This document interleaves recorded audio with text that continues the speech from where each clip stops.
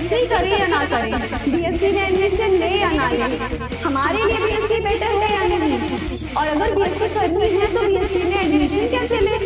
तो अब इसके मैं आपको फायदे भी बताऊंगी, नुकसान भी बताऊंगी, आप खुद सोचेंगे, आपको खुद पता चल जाएगा कि मैं बीएससी करूं या नहीं करूं। गेट का एग्जाम दो, साइंटिस्ट बन जाओ, डीआरडीओ, बार, ओएनजीसी, बहुत सारे पीएसयूज हैं, किसी भी सेक्टर में जॉब का लाखों की सैलरी होगा।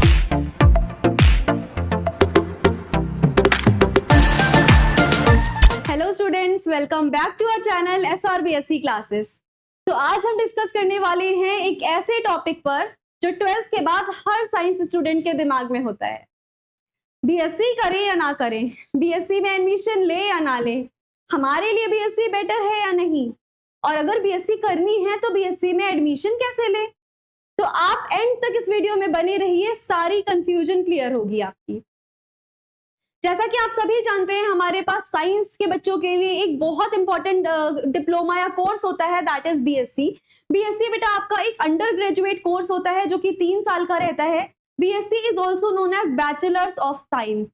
आपके साइंस के फील्ड में कई सब्जेक्ट्स में कराया जाता है। फॉर एग्जाम्पल आपका साइंस में हो गया chemistry, computer science, maths, different fields में डिफरेंट सब्जेक्ट्स में हमारा ये बीएससी यानी कि बैचलर ऑफ साइंस रहता है। अंडर ग्रेजुएट है, 3 साल का कोर्स रहता है। अब हम बात करते हैं कि बीएससी के प्रोस क्या हैं, बीएससी के कॉन्स क्या हैं, हमें कैसे पता कि हमें करना चाहिए या हमें नहीं करना चाहिए। तो इस बारे में हम सारी चीजें डिस्कस करें। तो यहाँ है बेटा बीएससी के कुछ प्रोस, बीएससी के कुछ कॉन्स, यानी बीएससी के फायदे और नुकसान। अब इसके मैं आपको फायदे भी बताऊंगी, नुकसान भी बताऊंगी, आप खुद सोचेंगे, आपको खुद पता चल जाएगा कि मैं बीएससी करूं या नहीं करूं। तो देखो पहले हम फायदे देखते हैं। बीएससी के फायदे क्या क्या हैं। डीप सब्जेक्ट नॉलेज, बेटा आप जिस भी सब्जेक्ट में बीएससी करने वाले हो उस सब्जेक्ट की आपको एक प्रॉपर और डीप नॉलेज होने वाली है। फॉर एग्जाम्पल अगर आप पीसीएम में करने वाले हो तो फिजिक्स, केमिस्ट्री, मैथ जितनी 12th तक पढ़ी है उतनी तो फाउंडेशन है, उसकी और ज्यादा आपको डीप में नॉलेज प्रोवाइड की जाएगी। मतलब आप उन साइंस के सब्जेक्ट की और भी ज्यादा नॉलेज ले सकते हैं। अगर आपके लिए फर्दर आपको कोई और एग्जाम देना है या आपको साइंस में अगर जेन्युइनली इंटरेस्ट है तो आपके लिए ये कोर्स बेस्ट है, क्योंकि आपको यहाँ पर डीप सब्जेक्ट नॉलेज होगी। जिस भी सब्जेक्ट से बीएससी करोगे उस सब्जेक्ट की नॉलेज 3 साल में बहुत डीप होने वाली है। Next MSc, UPSC, CSIR, NET, GATE. अगर आप फर्दर स्टडीज करना चाहते हैं बीएससी के बाद तो आपके पास ये सारे ऑप्शंस खुले हैं। बीएससी के बाद आप मास्टर्स कर सकते हो, एमएससी। फॉर एग्जांपल बच्चे, मैंने अपना पीसीएम में बीएससी किया था और पीसीएम में बीएससी करने के बाद मैंने केमिस्ट्री से मास्टर्स किया, तो मैंने फर्दर स्टडीज केमिस्ट्री से करी, जिसकी वजह से केमिस्ट्री की मैंने मास्टरी कर ली। तो सिमिलरली आप जिस भी सब्जेक्ट से बीएससी करो, कोई एक सब्जेक्ट लास्ट में चूज कर सकते हो, जिस सब्जेक्ट से आपको एमएससी करनी हो आप फर्दर स्टडीज कर सकते हो। बेटा आप यूपीएससी के लिए भी अवेलेबल हो, यूपीएससी में भी तुम्हारे पास ये सब आता है। एक ऑप्शनल सब्जेक्ट होता है, तुम्हारा जो भी सब्जेक्ट स्ट्रांग बना through out these 3 years of BSc, तुम एक भी ऑप्शनल सब्जेक्ट यूपीएससी में चूज कर लो बेटा, this is the best option. You can go after BSc, you can go for UPSC. इसके अलावा आप सीएसआईआर नेट कर सकते हो। सीएसआईआर नेट क्या होता है बेटा, अगर आपको किसी यूनिवर्सिटी में प्रोफेसर बनना है, अपने नाम के आगे आपको डॉक्टर लगाना है, आप पीएचडी कर सकते हो, आप प्रोफेसर बन सकते हो, सभी के रास्ते खुले हैं मास्टर्स के बाद सीएसआईआर नेट का एग्जाम देने से। मास्टर्स करने के बाद आप सीएसआईआर नेट का एक एग्जाम देंगे और जैसे ही एग्जाम आपका क्वालिफाई होगा, you are eligible to enter in any university as a professor. ये तो बेस्ट ऑप्शन हो गया ना। इसके अलावा आप गेट का एग्जामिनेशन दे सकते हो। गेट से पीएसयूज अवेलेबल है, आप ओएनजीसी में अप्लाई कर सकते हो, आप डीआरडीओ में अप्लाई कर सकते हो, आप बार्ट में अप्लाई कर सकते हो। जितने भी रिसर्च सेंटर हैं, किसी को रिसर्च करना है, किसी को साइंटिस्ट बनना है, भाई आप गेट का एग्जाम दो ना। एमएससी करो, गेट का एग्जाम दो, आपके पास ऑप्शन ही ऑप्शन है, वही ना, फर्दर स्टडीज तो करनी ही पड़ेगी। तो ये सारे हैं प्रोस ऑफ बीएससी। इन सभी का फाउंडेशन क्या है, बीएससी। इसके अलावा बेटा टीचिंग लाइन में आप जा सकते हो, आप किसी कोचिंग इंस्टीट्यूट में पढ़ा सकते हो, आप स्कूल्स में पढ़ा सकते हो, आप बहुत बड़े बड़े इंस्टीट्यूट्स में अप्लाई कर सकते हो, तो आप टीचिंग में अपना करियर बना सकते हो। टीचिंग के अलावा आप रिसर्च में अपना करियर बना सकते हो, लैब वर्क में अपना करियर बना सकते हो। केमिस्ट्री की लैब्स हो गई, फिजिक्स की लैब हो गई, as a lab technician, as a lab worker आप अपना लैब में करियर बना सकते हो। तो ये थे कुछ प्रोज ऑफ बीएससी। अब हमारे पास कुछ नुकसान भी हैं बीएससी के। क्या क्या नुकसान है मैम?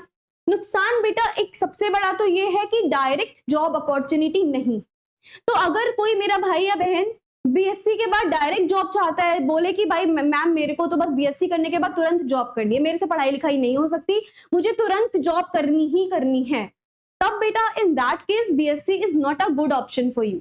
उससे बेटर है आप कोई टेक्निकल कोर्स ज्वाइन कर लो, डिप्लोमा कर लो या बीटेक कर लो, क्योंकि इंडस्ट्रियल लेवल में बीएससी के बाद काफी कम कोर्सेज हैं, काफी कम आपके पास ऑप्शंस होंगे। इंडस्ट्रियल लेवल में आप फिर बीटेक के बाद जा सकते हो। तो अगर किसी बच्चे को डायरेक्ट जॉब चाहिए, इंडस्ट्री में जॉब चाहिए, टेक्निकल फील्ड में जॉब चाहिए, तो बेटा आपके लिए BSc is not a good option, right. तो यहाँ पर आपको डायरेक्ट जॉब्स नहीं मिलती हैं, आपको क्या करना पड़ता है, फर्दर स्टडीज के लिए जाना पड़ता है। बीएससी से बहुत सारे रास्ते आपके पास तुरंत नहीं खुलेंगे, लेकिन आपको फर्दर स्टडीज करनी पड़ेगी। आप अगर मास्टर्स कर लेते हो तब आपके पास देखो ना कितने सारे रास्ते हैं, लेकिन वही है ना, फर्दर स्टडीज करनी पड़ेगी। तो कोई बच्चा अगर पढ़ना नहीं चाहता है आफ्टर दीज 3 years, तो उसके लिए BSc is not a good option. But अगर कोई अपनी फर्दर स्टडीज करना चाहता है तो बेटा आपके लिए एमएससी फर्दर स्टडीज फिर तो बहुत ऑप्शंस हैं, कर लो। इसके अलावा less industrial exposure, industrial exposure काफी कम है। इंडस्ट्रियल एक्सपोजर के लिए एज आई ऑलरेडी सेड कि या तो आपको बीटेक करना पड़ेगा या तो आप कोई दूसरा कोर्स या डिप्लोमा ले लो, फिर आपके पास इंडस्ट्रियल एक्सपोजर्स काफी ज्यादा आएंगे। तो ये तो हमारे पास हो गए कुछ प्रोज एंड कॉन्स बीएससी के। अब उसके बाद अगली चीज देख लेते हैं। मैम आपने फायदे नुकसान तो बता दिया, अब जरा ये बता दीजिए हमें एडमिशन कैसे लेना है। तो बेटा इंडिया में अगर आपको बीएससी करना है तो उसके लिए एडमिशन 2 तरीकों से आप ले सकते हैं। पहला होता है merit based admission. Merit based admission में क्या बेटा, कुछ यूनिवर्सिटीज हैं जो सीधा आपके 12th के मार्क्स देख के मेरिट बेस्ड पे एडमिशन देती हैं, जैसे आपकी बॉम्बे यूनिवर्सिटी हो गई, दिल्ली यूनिवर्सिटी हो गई, बहुत सारी ऐसी यूनिवर्सिटीज हैं जो मेरिट बनाएंगी, अपना एक मेरिट सिलेक्ट करेंगी। अगर आप उस मेरिट में आते हो तो आपको डायरेक्ट एडमिशन मिल जाएगा। लेकिन बहुत सारी यूनिवर्सिटीज हैं जो एंट्रेंस एग्जाम बेस्ड एडमिशन देती हैं, एंट्रेंस एग्जाम अपना एक कंडक्ट करवाएंगी। हर एक एंट्रेंस एग्जाम, हर एक यूनिवर्सिटी का एंट्रेंस एग्जाम बेटा अलग है, पहले अलग होता था, अब तो आपके पास सीयूईटी का एग्जाम आ गया है, आप अपना सीयूईटी का एग्जाम दो।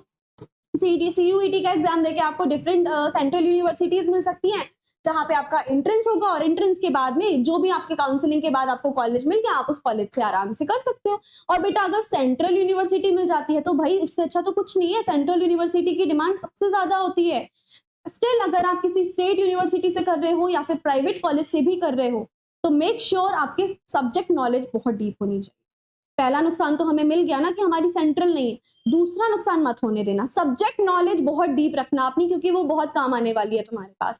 अच्छा इन एंट्रेंस एग्जाम का मैम सिलेबस क्या होता है? सिलेबस आपका 12th लेवल का ही बेटा होता है, जितना आपने 12th में पढ़ा है इन एंट्रेंस लेवल का सारा सिलेबस आपका सेम होता है। इसके अलावा हर एक यूनिवर्सिटी का एडमिशन क्राइटेरिया थोड़ा डिफरेंट होता है। आपको जिस भी यूनिवर्सिटी में एग्जाम देना है, जिस भी यूनिवर्सिटी में जाना है, आप उसकी ऑफिशियल वेबसाइट पे चेक करिए। ऑफिशियल वेबसाइट पे नोटिफिकेशंस आते रहते हैं, सारी डिटेल्स गिवन होंगी, वहां पे डिटेल्स आप देखिए, वो देखना आपके लिए काफी ज्यादा जरूरी है। उसके अलावा एडमिशन की बात हो गई, अब नेक्स्ट तो है मैम हमें डॉक्यूमेंट्स क्या क्या चाहिए होंगे, what documents are the required for the admission. तो बेटा डॉक्यूमेंट्स चाहिए होंगी तुमको, तुम्हारी 12th की मार्कशीट, 12th की मार्कशीट मस्ट है। 12th की मार्कशीट के अलावा माइग्रेशन सर्टिफिकेट, माइग्रेशन कहाँ से मिलेगा? आपके स्कूल से आपको माइग्रेशन सर्टिफिकेट मिल जाएगा। कास्ट सर्टिफिकेट अगर आप एप्लीकेबल हैं तो कास्ट सर्टिफिकेट चाहिए, उसके अलावा आपको पासपोर्ट साइज की फोटो चाहिए होगी।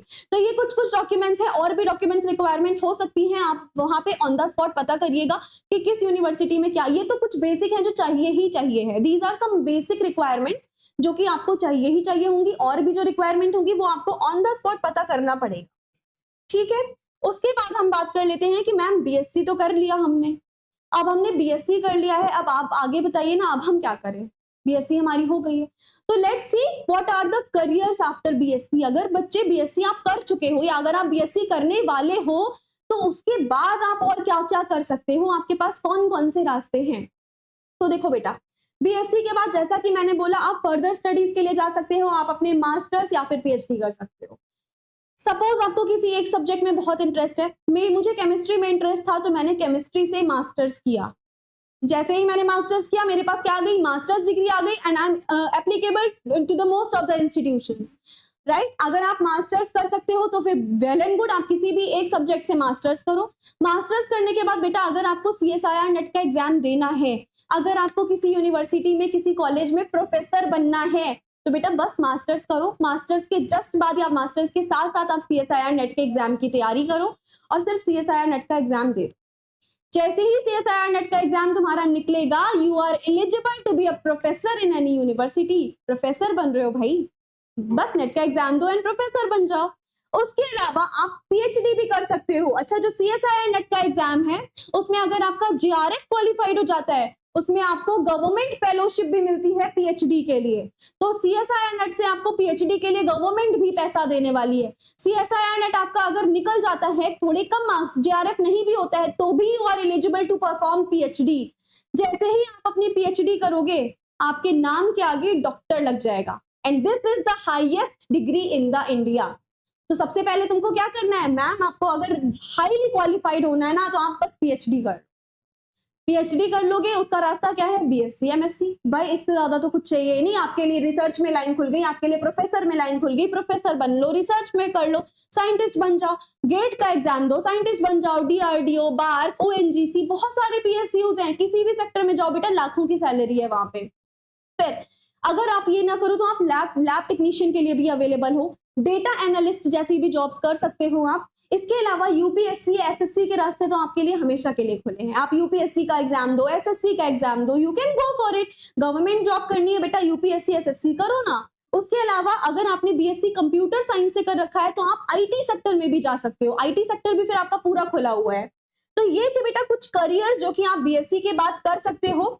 इन करियर्स के बाद की अगर मैं बात करूं, तो अब आपको ये देखना है कि आपका साइंस में जेन्युइन इंटरेस्ट है या नहीं।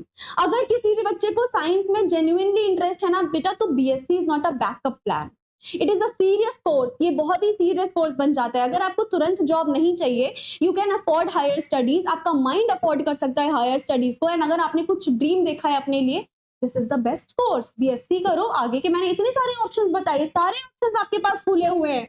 अगर आपको तुरंत जॉब चाहिए तो फिर उस केस में BSc can be a backup plan. तो ये आपको सोचना है कि आपके लिए पर्सनली तुम्हारे लिए क्या बेस्ट है।